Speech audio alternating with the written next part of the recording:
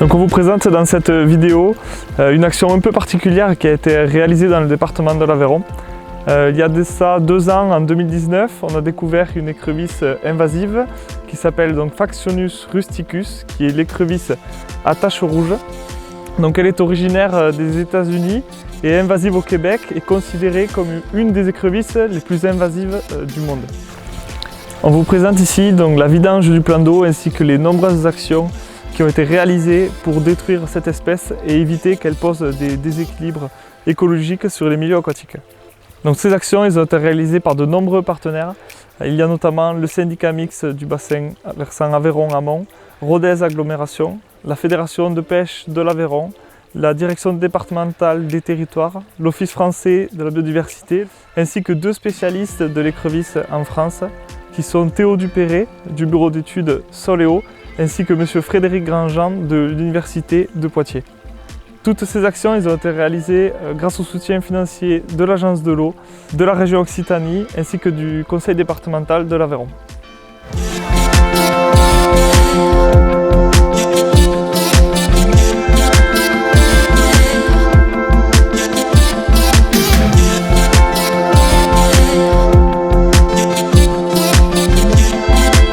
Donc, je suis professeur à l'Université de Poitiers au laboratoire écologie-biologie des interactions et j'étudie depuis une vingtaine d'années les écrevisses en général, les écrevisses autochtones et surtout maintenant l'impact des écrevisses invasives sur les écosystèmes et notamment cette espèce ici que l'on a déterminée génétiquement et qui est la seule population présente en Europe et dans son aire de distribution. C'est-à-dire qu'elle chasse les autres espèces autochtones qui sont présentes sur les sites. Et donc elle fait partie des écrevisses les plus agressives au monde. Et en plus, elle porte un parasite qui est pathogène des écrevisses européennes, qui s'appelle la peste de l'écrevisse, et qui peut décimer des populations en quelques semaines. Donc c'est pour ça qu'il est important de gérer cette population-là et de l'éradiquer. Donc mon travail, ça a été de caractériser génétiquement l'espèce d'écrevisse introduite dans ce milieu. Donc on a utilisé des outils moléculaires de façon à caractériser l'espèce.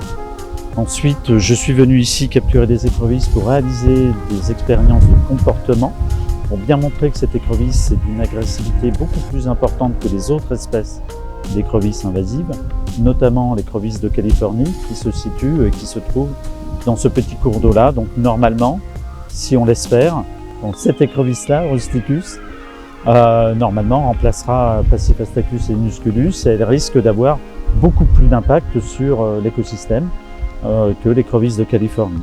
Donc si on laisse cette population se disperser, propager, eh bien elle risque de remplacer dans un futur plus ou moins lointain l'écrevisse de Californie en tête de bassin hydrographique.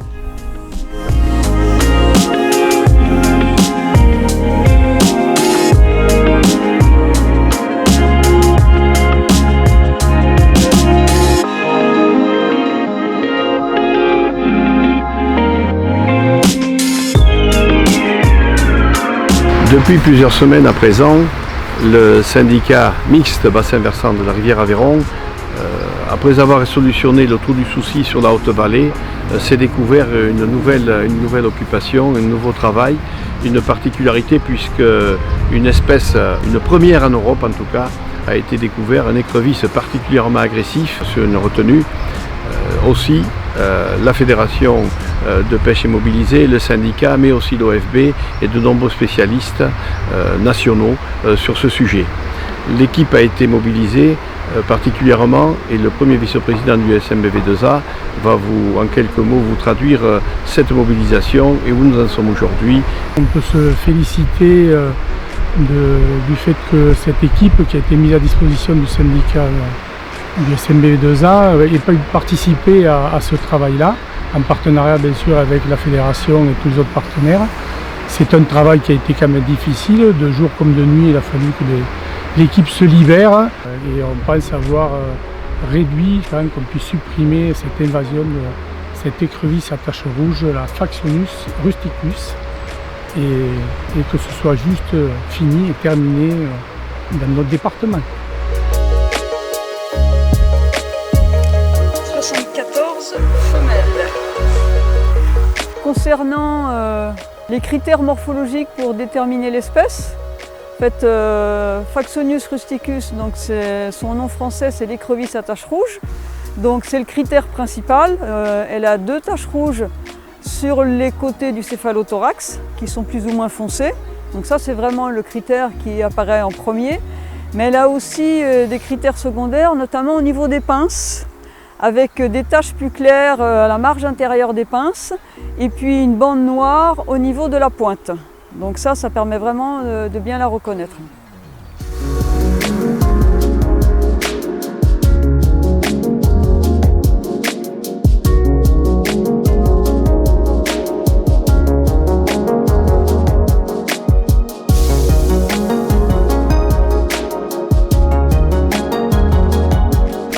Depuis 2 ans, le syndicat mixte du bassin versant Aveyron Amont est mobilisé dans la lutte contre l'écrevisse à taches rouges, donc la Faxonius rusticus.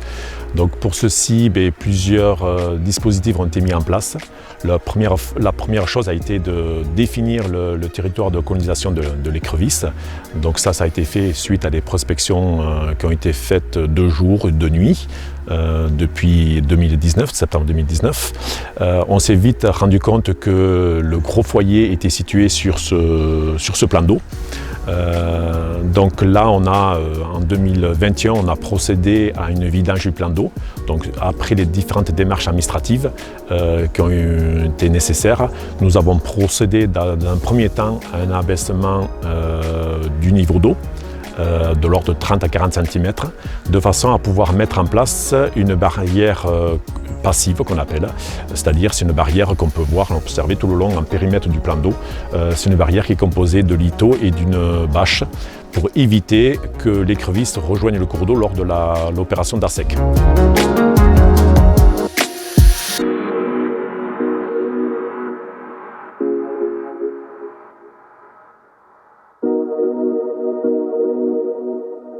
Lorsque la population de Faxonius rusticus a été découverte, j'en étais informé et donc j'ai pu grouper un déplacement pour venir constater un petit peu le développement dans le plan d'eau et dans le ruisseau. C'est un dossier qui m'intéresse du fait de mon implication sur la gestion des espèces exotiques envahissantes, notamment au niveau des écrevisses, et de voir donc comment cette espèce a pu coloniser un plan d'eau, a pu s'émanciper dans le ruisseau, comment cette population se reproduit ou pas dans le ruisseau, avec la coexistence avec l'écrevisse de Californie, et donc participer à cette opération de grande envergure qui est de vider le plan d'eau pour éradiquer l'espèce, afin d'annuler ce foyer de diffusion potentiel. Devant l'ampleur de la tâche, c'est intéressant de suivre ce projet, de voir comment la synergie des acteurs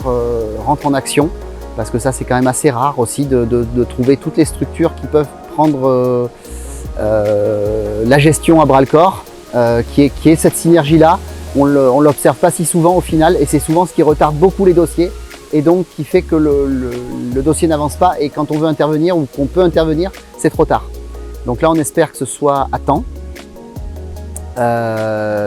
Et donc j'en profite aussi du coup pour me documenter un peu, de voir de visu le comportement de cette espèce dans le plan d'eau, dans le ruisseau, de prélever des échantillons pour avoir des individus naturalisés d'un point de vue pédagogique, de travailler avec la faculté de Poitiers pour tous les aspects sanitaires.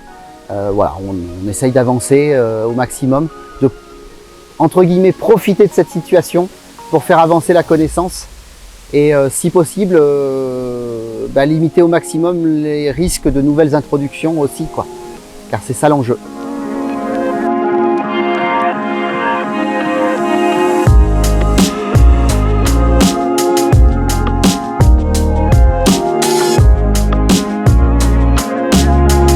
On a été amené à faire donc dès l'automne 2019 du suivi sur le ruisseau, et depuis donc on travaille donc sur cette action à la fois de suivi et puis de destruction de cette espèce qui, rappelons-le, est une espèce qui est originaire donc d'Amérique du Nord, du bassin de l'Ohio, et qui est porteuse saine de la peste de l'écrevisse, donc Aphanomycète astacyi. Là aujourd'hui, on est en train donc, de travailler sur la phase vidange du plan d'eau, donc toujours avec les mêmes partenaires. Donc nous à notre niveau, on fait le suivi donc physico-chimique parce qu'en fait les eaux rejetées peuvent avoir un impact sur le milieu aquatique, sachant d'autant plus qu'on a une population de truites donc à l'aval. Donc les mesures physico-chimiques, ce sont à la fois des mesures sur l'oxygène dissous, la température et donc la conductivité. On a aussi travaillé voilà, donc, sur le volet un petit peu réglementaire, donc parallèlement à tout ça, sur tout ce qui est aspect administratif et par rapport au fait que donc on est sur une introduction d'espèces donc qui est susceptible de créer des déséquilibres biologiques, donc avec un volet réglementaire derrière.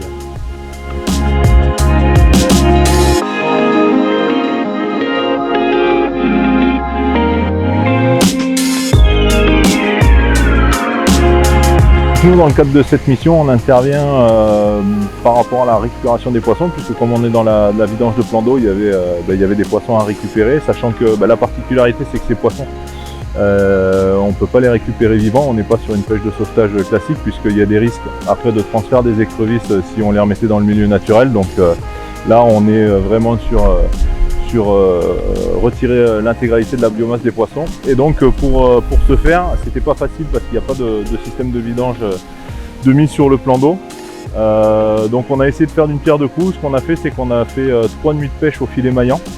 L'idée, c'était de récupérer un maximum de biomasse piscicole avant que le plan d'eau soit trop bas, et aussi de récupérer pas mal d'écrevisses, parce qu'on sait que les écrevisses, quand les poissons se maillent dans les filets, elles viennent aussi.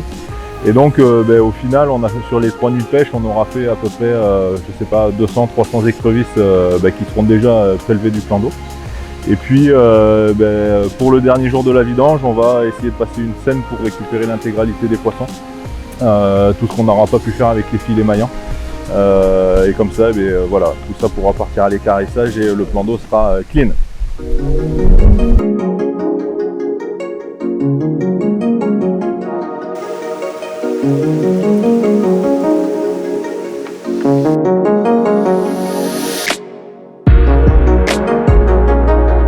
Donc le pompage a débuté il y a une quinzaine de jours.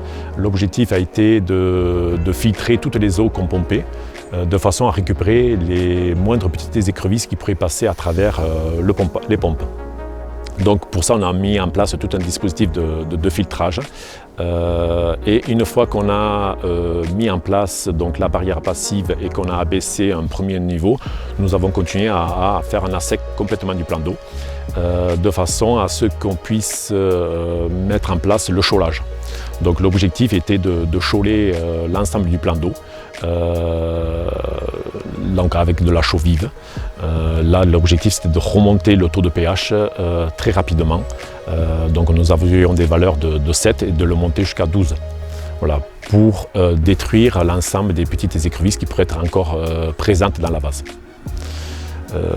Autre dispositif qu'on a mis en place aussi en périmètre du plan d'eau, c'était une barrière, une clôture électrique, de façon à ce que les bovins et les gros gibiers type sanglier ne viennent pas détruire le dispositif, notamment la barrière passive. Donc là, il y a toute une clôture qui a été mise en place. Donc toutes ces actions ont été réalisées grâce à l'équipe en régie que nous dispositions au syndicat des rivières.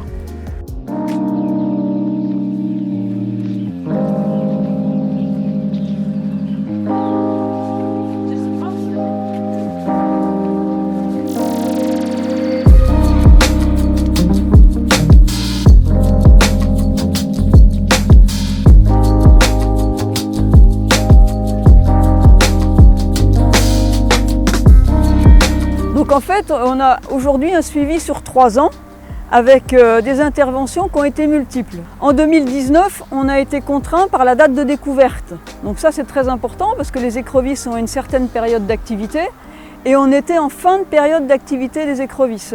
Donc on est intervenu uniquement sur la première quinzaine d'octobre, la découverte ayant eu lieu fin septembre.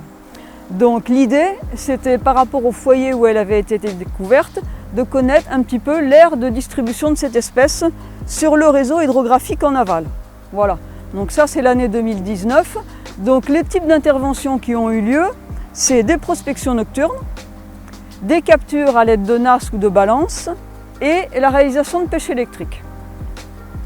En 2020, on a renouvelé ce panel d'intervention, mais sur une durée beaucoup plus longue, puisque là, on avait la possibilité d'intervenir vraiment pendant la période d'activité de ces espèces-là. Donc on est intervenu principalement de juillet à septembre, et on a optimisé la chronologie des événements. Donc sur cette année 2020 qu'on peut considérer comme une année de transition, puisque là on est intervenu uniquement encore que sur les cours d'eau, puisqu'il y avait toute une procédure administrative qui était en cours par rapport à la problématique plan d'eau. Voilà, donc là on a eu des résultats intéressants, on en parlera après. Et sur 2021, je dirais c'est vraiment une année très importante, puisque là il y a eu intervention à la fois sur les cours d'eau, mais aussi sur le plan d'eau, c'est la grosse nouveauté, puisqu'il y avait possibilité de réaliser la vidange du plan d'eau. Donc de fait, les interventions ont été multiples, on a renouvelé le type d'intervention qu'on avait fait les années précédentes, mais on a démarré beaucoup plus tôt, puisque sur le plan d'eau on a démarré en avril, et on a continué jusqu'en octobre. Et il y a eu des interventions spécifiques à la problématique plan d'eau, à savoir des pêches au filet, des pêches à la seine et aussi des prospections tout autour du périmètre du plan d'eau. Pour ce qui concerne les résultats, sur les 3 années, on a bien sûr des chiffres différents, puisque les interventions n'ont pas été faites avec le même effort d'échantillonnage et pas sur les mêmes périodes. Donc il ne s'agit pas de comparer les résultats entre eux, mais ce qu'on peut ressortir, c'est que la première année, on avait capturé une 40aine d'individus sur les ruisseaux et on connaît l'aire de répartition de l'espèce qui était environ sur 3 km. L'année 2020, on a capturé plus d'individus puisqu'on est intervenu pendant la période d'activité, on a capturé environ 200 individus. Mais ce qui est intéressant de noter sur cette année-là, c'est qu'on n'a pas eu une grosse progression en matière d'aire de répartition de l'espèce. On la trouve toujours sur le ruisseau et un petit peu sur la partie aval du cours d'eau principal, mais de manière avec une progression très lente. Donc ça c'était intéressant parce que c'était un des objectifs de l'année 2020, de voir l'évolution de cette aire de répartition de l'espèce. En 2021, les grosses interventions étaient sur le plan d'eau. Là on a capturé 5000 individus. Donc c'est énorme, avec une biomasse puisqu'on a fait les mesures individuelles de chaque individu. On a aussi fait le sexage et on a aussi fait des mesures de pesée pour voir un petit peu justement l'estimation de la biomasse. Et là on arrive à 35 kg d'écrevisses capturées dans le plan d'eau, ce qui représente sur la biomasse totale avec les poissons, ça représente près d'un quart de la biomasse capturée dans le plan d'eau. Sur le ruisseau, on a environ capturé 400 individus. Mais ce qu'il faut voir, c'est qu'environ 85% de ces individus capturés sont sur les premiers 250 mètres. Sur la partie moyenne et aval, on n'est que sur une 50aine d'individus. Donc les premiers résultats sont encourageants par rapport à l'aire de répartition. On n'a pas eu de progression de l'aire de répartition de l'espèce. On a un nombre d'individus qui est assez limité dans le cours d'eau, excepté sur un secteur qui est immédiatement à l'aval du plan d'eau. Donc ça c'est intéressant. Et sur le plan d'eau, on a quand même enlevé beaucoup d'individus puisqu'on a fait effectivement plein d'opérations différentes. Alors les NAS qui ont été utilisés d'avril à septembre ont permis de capturer environ 80% des gros sujets. Et le pompage pendant les vidanges, les pompages, parce qu'il y a eu des pompages pendant plusieurs jours, on a capturé 50% des individus. Donc là actuellement, pour 2021, le gros des interventions est fini. Il va bien sûr falloir continuer à suivre les cours d'eau, puisque l'idée c'est bien d'avoir une éradication de l'espèce sur le foyer, c'est-à-dire sur le plan d'eau, et voir comment ça se comporte sur le cours d'eau. Donc là, on va avoir des acquisitions de connaissances qu'on a déjà avec 2021, puisqu'on a fait aussi un suivi de température. Donc on aura une meilleure connaissance de l'écologie de l'espèce, puisqu'on a capturé 5000 individus, donc on aura aussi une idée de la dynamique de population et peut-être des classes d'âge, et de voir aussi comment ça se passe au niveau de la reproduction. C'est le point délicat par rapport à l'éradication de l'espèce sur le cours d'eau. Voilà, donc les suivis vont se continuer en matière de surveillance. Il y aura peut-être de nouvelles interventions, de types d'interventions qui seront programmées dans les années à venir. L'idée, l'objectif principal, c'est bien l'éradication dans le plan d'eau et, si possible, l'éradication dans le cours d'eau de manière à ce qu'elle ne diffuse pas sur l'ensemble du réseau hydrographique en aval.